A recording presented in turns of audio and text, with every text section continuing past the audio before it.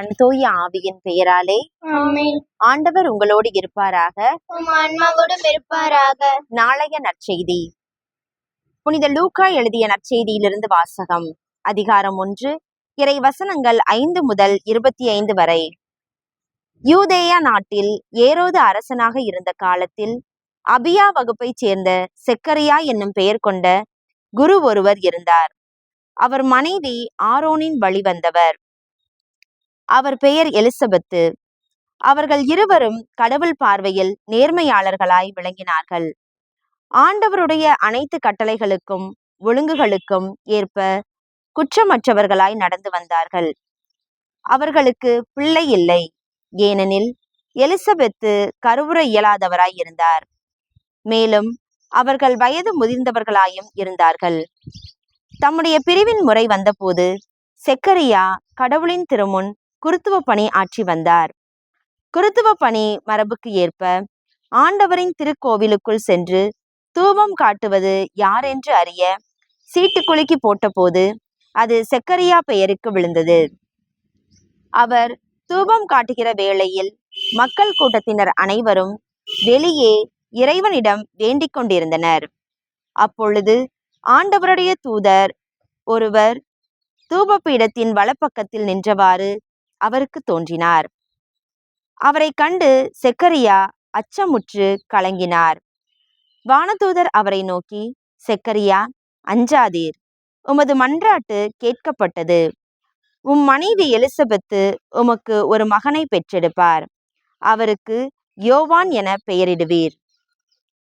நீர் மகிழ்ந்து பேருவகை கொள்வீர். அவரது பிறப்பால் பலரும் மகிழ்ச்சி அடைவர்.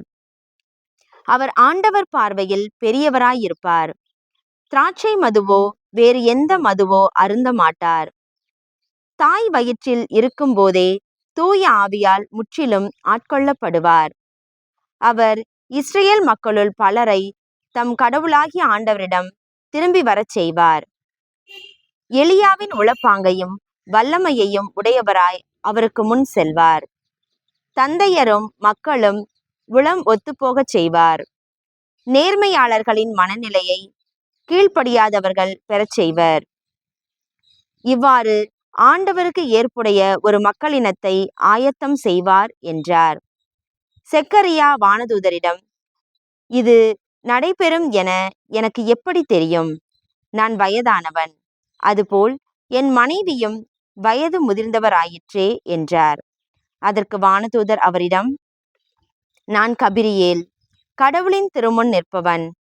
உம்மோடு பேசவும் இந்த நற்செய்தியை உமக்கு அறிவிக்கவும் அனுப்பப்பட்டேன்.